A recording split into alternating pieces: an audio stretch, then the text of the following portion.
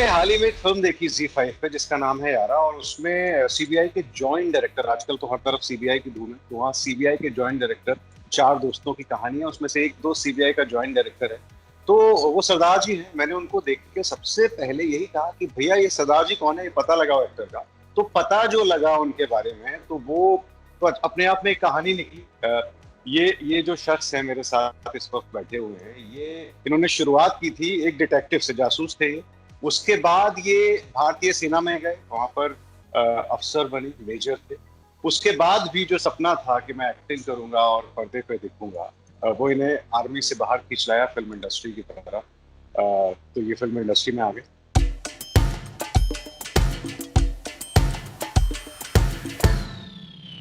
हमारे साथ हैं इस वक्त यारा के एक्टर, सरदार जी एक्टर मेजर मोहम्मद अली शाह। बहुत बहुत स्वागत है आपका एबीपी न्यूज में। शुक्रिया, बहुत बहुत यासर भाई, शुक्रिया मेरे को यहाँ पे लाने के लिए। तो ये हमने जो यारा देखी है, ये यारा के बाद तो एक और वेब सीरीज भी आ गई बड़ी बढ़िया, जिसमें आप वही आर्मी वाले ही बने हैं, अवरोध, है ना, जो सर्जिकल स्ट्राइक्स पे है। तो हम दोनों की बात दोनों से शुरुआत करेंगे और ये जर्नी जानेंगे, है ना, ये डिटेक्टिव से आर्मी मेजर और फिर एक्टर, ये बड़ी कमाल की जर्नी लग रही है मुझे। लेकिन सबसे पहले ये जो हर किसी को यारा देख के लग रहा है कि ये सरदार जी कौन एक्टर आ गए हैं, ये जो इतना किरदार में घुस के जो एक्टिंग की, पहले तो जरा बता दीजिए, ये थोड़ी सी संक्षेप में, ब्रीफ में ये बता दीजिए कि क्या तैयारी थी। हमने सुना है बहुत तैयारी की आपने। जी यासर भाई, मैंने कमर तोड़ मेहनत करी यारा के कैरेक्टर की तैयारी करने के लिए। मैं अमृतसर में रहा, गोल्डन टेम्पल में 1 महीना। वहाँ पे झाड़ू पोछा, झूठे बर्तन उठाना, साफ करना, खाना परोसना, लकड़ी काटना, पूरी सेवा की आपने। पूरी सेवा करी। जी हाँ, मैंने दाढ़ी केश उगाए, 6 मीटर की पगड़ी बांधी सीखी, सिगरेट छोड़ दी मैंने कंप्लीटली। सबसे अच्छी बात तो ये हुई, कड़ा डाला, और मैंने श्री गुरु ग्रंथ साहब जी पढ़ी है इंग्लिश वर्जन। दाढ़ी केश उगाने के बाद मैं गुरुमुखी पढ़ी थी जब मैं गोल्डन टेम्पल में सेवा करा था। लेकिन बाद में मैंने पूरा आईपीएस ऑफिसर से बातें करी। हमारे दोस्त थे, वो अलीगढ़ में डीआईजी थे, अभी आईजी साहब बन गए हैं, प्रकाश डी साहब। उनको मैं रात के 12 बजे भी फोन करके उनसे सलाह लिया करता था। तो इस तरीके से पूरी शिद्दत से, पूरी मेहनत से, कमर तोड़ मेहनत करी मैंने, तो ये बोलूंगा। अब जब लोग वाकई कमर तोड़ है वाकई कमर तोड़ है मेजर अली शाह। लेकिन ये हमारे दर्शकों को शायद मालूम ना हो कि ये जो एक्टर हमारे साथ बैठे हैं, इनका एक फिल्मी कनेक्शन भी है। हालांकि उस फिल्मी कनेक्शन से इन्होंने फायदा नहीं उठाया। Naseeruddin Shah, the veteran actor, वो इनके चाचा लगते हैं। लेकिन एक और जो अच्छी तारीफ वाली बात है, मैं आपको कहूँगा, ये मुझे नहीं मालूम था, और ये उसके बावजूद ना किसी ने लॉन्च किया, ना बतौर हीरो लॉन्च किया। आपने छोटे छोटे रोल किए, आप हैदर में भी थे, है ना, आप यारा तो मुझे लगता है कि काफी लंबे स्ट्रगल का कल्मिनेशन है ना, कि इतने साल जो स्ट्रगल किया। हम उस स्ट्रगल की बात करेंगे। लेकिन ये जब नसीर साहब से कंपेयर किया गया यारा के बाद, मैं आपको बताना चाहता हूँ अपने दर्शकों को, तो कहा गया कि जब पेस्टन जी, नसीर साहब की बहुत पुरानी फिल्म है, बहुत मशहूर फिल्म है, कि उसमें उन्होंने पारसी का रोल किया था, लेकिन कहीं ना कहीं किसी ना किसी सीन पे लग जाता था कि वो नसीरुद्दीन शाह है। लेकिन आपका ये सरदार जी वाला रोल देखकर यारा में, मैंने कहीं पढ़ा किसी अखबार में, उसमें लिखा कि ये यकीन ही नहीं हो रहा है कि जो ये सिख रोल प्ले कर रहा है, ये इसका नाम मेजर मोहम्मद अली शाह है। ये अपने आप में बहुत बड़ा कॉम्प्लीमेंट है आपके लिए। शुक्रिया असर भाई, शुक्रिया, बहुत बड़ा कॉम्प्लीमेंट है। जी हाँ, and really makes my day, और बहुत ही अच्छा लगता है। लेकिन मैं अपने आप को बहुत छोटा मानता हूँ कि भाई नसीर साहब जैसे बड़ी हस्ती, वो तो क्रिटिक्स की मेहरबानी थी, उन्होंने मेरा काम सराहा, उन्होंने मेरे बारे में लिखा, और आज तक इसके बारे में रिव्यूज आ रहे हैं। तकरीबन 1 महीना होने वाला है फिल्म रिलीज होने के बाद। तो मैं मानता हूँ भाई, इससे बढ़कर कॉम्प्लीमेंट दुनिया में किसी भी कलाकार के लिए, इसलिए नहीं कि चाचा भतीजा नहीं हो सकता कि भाई नसीर साहब को तो मैं अल्टीमेट मानता हूँ इस कला के माध्यम से। और एक क्राफ्टमैन होना, और क्राफ्टमैन के लिए ऐसा कॉम्प्लीमेंट वाकई से भाई शुक्रिया। और आपने वो अवरोध अभी सोनी लिव पे आया है, अवरोध सोनी लिव पे आया है, उसमें भी एक छोटा लेकिन बहुत अहम किरदार है, उसके बारे में थोड़ा सा बताइए। जरूर यस भाई। अवरोध सोनी लिव पे आया है, इसमें मैंने पैरा कमांडो की भूमिका निभाई है। जो रेडियो ऑपरेटर होते हैं वो सबसे अहम होते हैं, क्योंकि कम्युनिकेशंस के इंचार्ज होते हैं। बिना कम्युनिकेशंस के कोई भी जंग नहीं लड़ी जा सकती। तो नायक इरफान खान पठान, अब अगर मेजर साहब का किरदार होता या ऑफिसर का किरदार होता तो मेरे लिए बहुत आसान होता।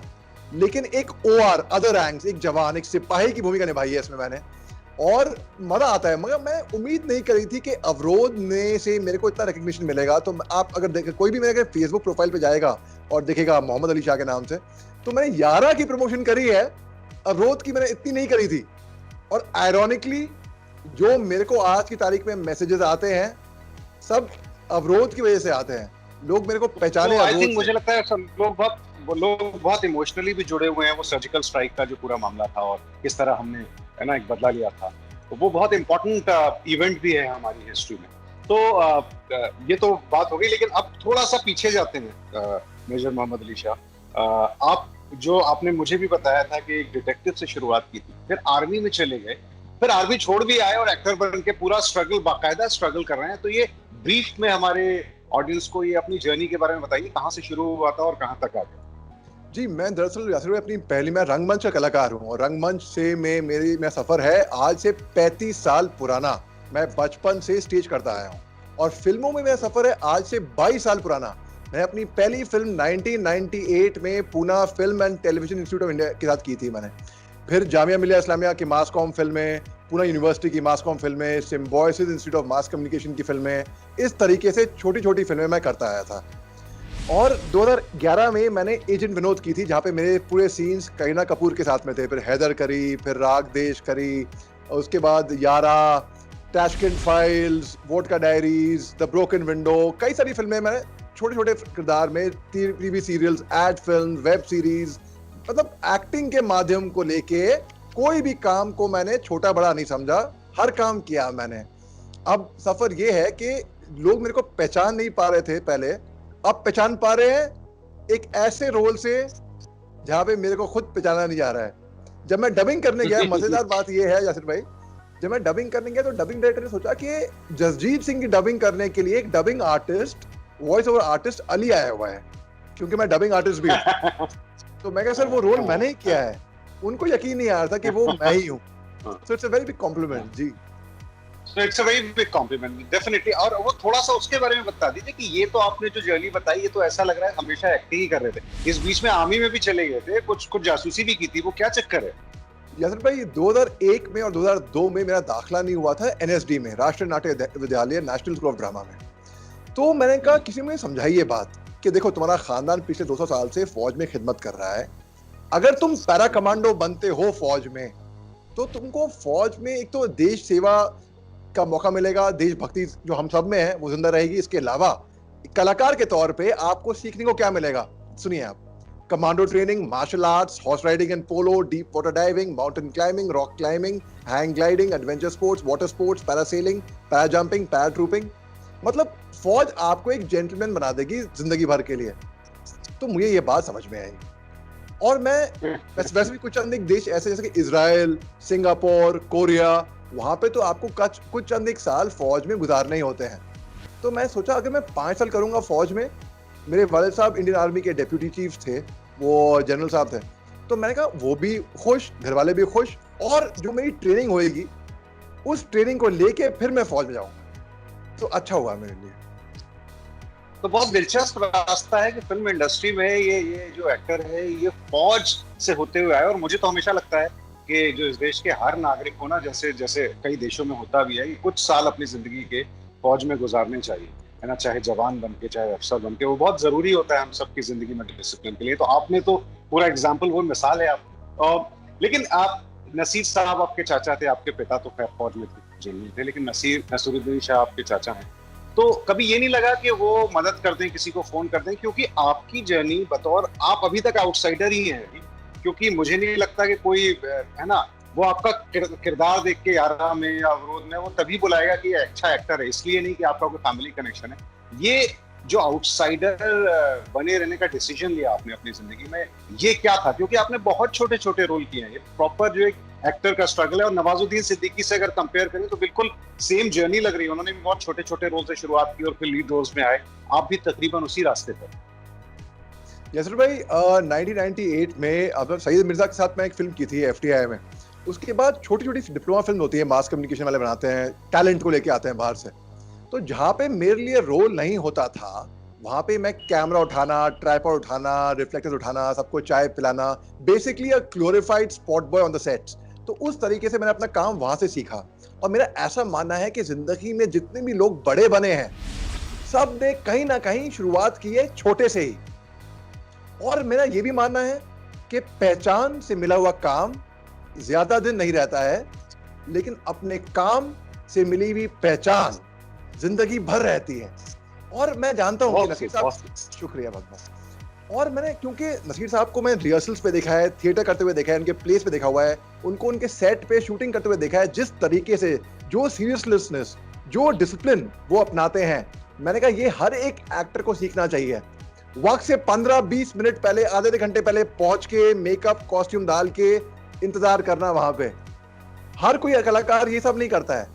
तो वो मैं देखा वहां पे। और आज की तारीख में वही लड़का जिसका एनएसडी में दाखिला नहीं हुआ था 2 बार, वो आज विस्लिंग वुड्स इंटरनेशनल, सुभाष घाई का फिल्म स्कूल है बंबई में, वहां पे विजिटिंग फैकल्टी है आज की तारीख में। मतलब आप देखिए, एक सफर जो 5 सेकंड के रोल से शुरू किया था मैंने, 5 सेकंड का रोल, एक पासिंग बाय शॉट था, हीरो खड़ा हुआ है, उसके पीछे से मेरे को गुजरना था।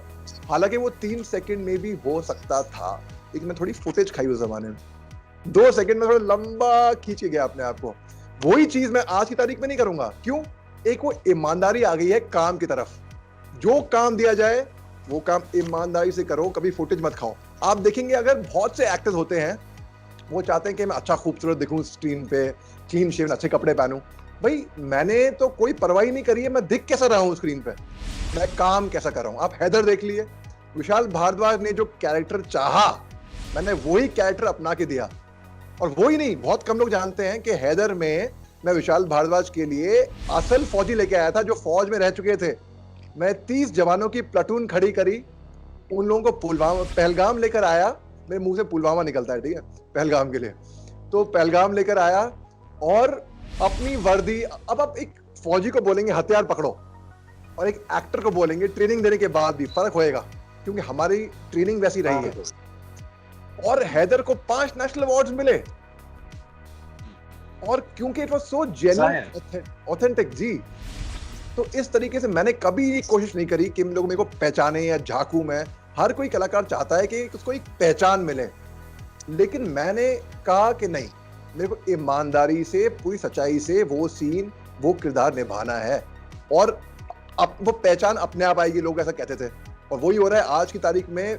मेरा सौभाग्य है कि मैं आपके साथ बैठा हूं, एबीपी न्यूज के साथ बैठा हूं, और आपके साथ बैठ के इसके बारे में गुफ्तगू कर रहा हूं इतने लंबे संघर्ष के बाद। ये बहुत अच्छा है, और हमें सुन के कहानी बहुत अच्छे लग रहा है अली, कि ईमानदारी रंग लाई, मेहनत रंग लाई, और आज एक मकाम पर हैं। आपकी 2 चीजें अभी रिलीज हुई हैं और दोनों उनको बहुत सराहा जा रहा है, ये बहुत अच्छी बात है। एक और, चूंकि आजकल ये चर्चा बहुत ज्यादा चल रही है, आपसे सवाल भी पूछे जाते हैं कि ये क्या वाकई इतना मुश्किल है, ये सुशांत सिंह का जो हादसा हुआ, क्या वाकई इतना ज्यादा डिवाइड है इनसाइडर और आउटसाइडर में फिल्म इंडस्ट्री के अंदर? आपको क्या लगता है अपने एक्सपीरियंस? जी, मेरा एक्सपीरियंस ऐसा है कि डिस्क्रिमिनेशन तो नहीं है। और नेपोटिज्म की बात करते हैं तो नेपोटिज्म एक्चुअली 17th सेंचुरी में, मिड सेंचुरी में इटली से ये टर्म कॉइन हुआ था, नेपोटो, नेफ्यू से। तो nepotism word itself comes from nephews. आप तो नेफ्यू हैं। सही बात है, सही बात। क्योंकि इटली में जो पादरी थे, चर्चेस के फादर्स, बिशप्स, पोप्स, जिन्होंने चैस्टिटी, ब्रह्मचारी रहने का फैसला किया था, जाहिर सी बात है उनकी संतानें नहीं थी। अब वो अपने भतीजे भांजे को अपनी निजी संपत्ति देंगे, तो वहां से शुरू हुआ। लोग इसका नाजायज गलत फायदा उठाने लग गए बाद में। अब मैं ऐसा मानता हूं कि फिल्म इंडस्ट्री में नेपोटिज्म नहीं है। अब आप देखिए, हर जगह पे होगा। आप कौन नहीं चाहेगा कि एक इंजीनियर का बेटा इंजीनियर बने, डॉक्टर का बेटा डॉक्टर बने, आर्मी ऑफिसर का बेटा आर्मी ऑफिसर बने, एक इंडस्ट्रियलिस्ट का बेटा उसकी बिजनेस ले, हर कोई चाहेगा इसमें। अब देखिए, अगर एक फादर अपने बेटे को अपनी प्रॉपर्टी दे रहा है, क्या हम उसको नेपोटिज्म बोलेंगे? अगर राकेश रोशन, ऋतिक रोशन को हर एक फिल्म के लिए साइन कर रहा है, क्या हम उसको नेपोटिज्म बोलेंगे या गुड बिजनेस सेंस बोलेंगे? भाई ऋतिक रोशन उसको रिटर्न्स दे रहा है उसकी इन्वेस्टमेंट में। फर्ज करिए अगर हमको मसूरी जाना है दिल्ली से गाड़ी चला के, और आपका भाई है, वो आपके बहुत अजीज है, उसको ड्राइविंग नहीं आती है, क्या आप उसको गाड़ी चलाने को देंगे कि मसूरी में पहाड़ों पे चलाओ गाड़ी मेरे लिए, क्योंकि तुम मेरे भाई हो? नहीं देंगे ना, आप वो रिस्क फैक्टर नहीं लेंगे। सिमिलरली कोई भी किसी पे भी करोड़ों रुपए इन्वेस्ट नहीं करेगा जब तक उसको नहीं दिखेगा कि उसमें दम है। आपको एक बहुत ही अच्छा संक्षेप में एक उदाहरण देता हूं मैं। भाई मेरे को वैक्यूम क्लीनिंग आती है मान लिए, और मेरे को बड़ी अच्छी वैक्यूम क्लीनिंग आती है। अब एक कमरे में जाना है और वैक्यूम क्लीनिंग करनी है और कमरा बंद है, भाई मेरे वैक्यूम क्लीनिंग की कला किस काम की, अगर मैं कमरे में ही नहीं जा पाऊं। मैं कमरे की चाबी मेरे पास है, खुला हुआ है, मेरे को वैक्यूम क्लीनिंग नहीं आती है, मैं कमरे में तो घुस जाऊंगा मगर वैक्यूम क्लीनिंग नहीं कर पाऊंगा। सिमिलरली अंदर तो आप आ जाएंगे फिर ताल्लुकात के साथ, आपको अगर कला नहीं आती है तो आप चल नहीं पाएंगे आगे। अगर कला आती है, बहुत समझदारी से आपने एक्सप्लेन किया अली, बहुत समझदारी से एक्सप्लेन किया वाकई, क्योंकि आजकल तो हर तरफ बस सीधा नेपोटिज्म पे हमला। अगर कोई भी फिल्म इंडस्ट्री से जुड़ा हुआ एक्टर या टेक्नीशियन है, उसकी कोई फिल्म आ रही है तो उसको नेगेट करो। सड़क 2 के साथ भी यही हुआ। डायरेक्ट कोई कनेक्शन नहीं है इसका, लेकिन ये बहुत अजीब तरह का जो डेफिनेशन हम सब लोगों को लग गई है कि नेपोटिज्म ये है तो चलने ही नहीं देंगे। जाहिर है आप जो कह रहे हैं समझदारी की बात वही है कि अगर आपको एक्टिंग आती है तो ठीक है, आप किसी के बेटे हैं, भतीजे हैं, उससे क्या फर्क पड़ता है, आपका अपना स्ट्रगल है। ये बहुत समझदारी की बात। आपके साथ कभी ऐसा हुआ कि किसी रोल के लिए आपको बोला गया हो या अप्रोच किया गया हो और फिर आपको पता चला कि सडनली सब गायब हो गए, वो रोल मिला ही नहीं आपको, ऐसा कभी हुआ? हाँ, कई बार हुआ है, कई बार हुआ है, एक बार नहीं। आपको सही एग्जाम लेता हूँ मैं। भाई मेरे को बहुत ज्यादा खुशी तब हुई थी जब मैंने बजरंगी भाईजान के लिए मेरे को रोल मिला था, और मैंने शूटिंग भी करी और पैसे भी मिले, अच्छे पैसे मिले, ऑन टाइम मिल गए। भैया जब फिल्म आई तो मैं पर्दे पे था ही नहीं, वो रोल कट गया, रोल कट गया। मगर हाँ, उनका बड़प्पन है बजरंगी भाईजान की टीम का कि उन्होंने मेरे को ड्यू क्रेडिट दिया। जब क्रेडिट्स आते हैं नाम आखिर में तो मेरा नाम आया, और एक बार नहीं कई बार हुआ। बहुत बड़ी फिल्म थी बजरंगी भाईजान, नेशनल अवार्ड भी मिला। भाई टैशकिंड फाइल्स, मेरे सीन्स नसीरुद्दीन शाह साहब के साथ में थे, और बहुत खुशी हुई कि भाई जो मेरे गुरु हैं, जो मेरे आदर्श हैं, उनके साथ मेरे सीन होंगे। सीन्स कट गए, लेकिन फिर भी डायरेक्टर का बड़प्पन है एक तरीके से कि उन्होंने वो सीन बाद में कुछ एक सीन YouTube पे रिलीज करे। तो आप देखेंगे YouTube पे एक मेरे लिए बहुत प्राइज पोजीशन है, मेरा सीन नसीर साहब के साथ में है। और ऐसे कई रोल मेरे को मिले जो कट गए, कई रोल हैं वो साइन भी करा, लेकिन मालूम पड़ा कि भाई मैं अब फिल्म में हुई नहीं। और मेरे को मालूम पड़ा लेकिन उसके बाद भी आप लगे रहे, उसके बाद भी आप अली, अच्छी बात ये है कि वो स्ट्रगल, ये तो मुझे लगता है जिंदगी का भी हिस्सा है ये सब इस तरह की चीजें, और मुझे लगता है फिल्म इंडस्ट्री का किसी भी इंडस्ट्री का हिस्सा है, ऊपर नीचे चलता रहता है। लेकिन बड़ी बात ये है कि आप लगे रहे। और देखिए यारा और अवरोध दो एक साथ आई, बड़ी चीजें हैं, और सब लोग आपकी बात कर रहे हैं, हर तरफ तारीफ हो रही है। और मैं तो आपको इसीलिए ढूंढा मैंने कि ये कौन सरदार जी हैं। I called up the PR कि ये जो सरदार एक्टर हैं इनको बुलाइए, मुझे इनसे बात करनी है। तो पता चला नहीं, वो सरदार एक्टिंग सरदार की कर रहे थे, लेकिन वो मेजर मोहम्मद अली शाह हैं। तो इस तरह से मैं आप तक पहुंचा, तो मुझे बहुत अच्छा लग रहा है आपसे बात करके। और आगे क्या क्या प्रोजेक्ट हैं अली आपके पास? यासर भाई अब ऐसा बात है कि उनके पैंडेमिक चल रहा है, और पैंडेमिक में मैं ऐसा नहीं मानता कि अब फिल्म इंडस्ट्री का ब्राइट फ्यूचर होने वाला है, ईमानदारी की बात ही है। तो वैसे भी उससे पहले ही पिछले साल आपको जान के खुशी होगी कि दुनिया में सबसे ज्यादा टेडेक्स टॉक्स मैंने दी हैं, सबसे ज्यादा। हिंदुस्तान में ही नहीं, हिंदुस्तान के बाहर मुल्कों में मेरे को बुलाया गया है टेडेक्स टॉक्स देने के लिए। और YouTube पे मेरी 16 टेडेक्स टॉक्स होंगी। मेरे एक YouTube चैनल है मेरे नाम से, उसमें आप देख लिए मेरे मोटिवेशनल टॉक्स हैं। तो आज की तारीख में जहाँ पे mall, cinema halls, coffee shops बंद हो रहे थे, वहीं दूसरी तरफ मैं ये भी जानता हूँ कुछ कंपनियां ऐसी थी जो प्रॉफिट ही नहीं, मल्टीफोल्ड प्रॉफिट्स कमा रही थी। और ये कंपनियां डिजिटल कंपनियां थी, ऑनलाइन कंपनी थी। आज की तारीख में आप और मैं गुफ्तगू कर रहे हैं, ऑनलाइन कर रहे हैं। तो मैंने बोला when the going gets tough, the tough get online. तो आज की तारीख में मैं back to back very good tough get online. और ये ऐसा नहीं है, ये आपने कहीं दूसरी जगह जाके अवार्ड्स भी बटोर लिए हैं, ये उसके बारे में थोड़ा सा बताइए। मैं रिसर्च कर रहा था तो मुझे पता चला आपको अवार्ड्स भी मिले हुए हैं। कौन से अवार्ड्स हैं, थोड़ा सा बताइए। मानना पड़ेगा यासर भाई आपकी रिसर्च का। मेरे को दिल्ली इंटरनेशनल फिल्म फेस्टिवल में 2015 में बेस्ट एक्टर का खिताब मिला।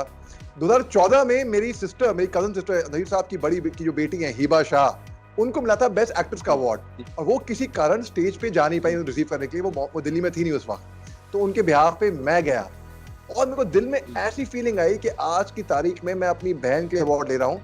अगले साल काश कुछ ऐसा हो कि मैं अपने लिए अवार्ड लेने आऊँ। तब तक वो फिल्म दूर दूर तक फोकस में भी नहीं थी। फिर वो फिल्म आई, फिल्म की शूटिंग करी, फेस्टिवल के लिए भेजा, वहाँ पे खिताब मिल गया। ऑस्ट्रेलिया में मेरे को 2 अवार्ड मिले, क्रिटिक्स बेस्ट एक्टर और बेस्ट एक्टर।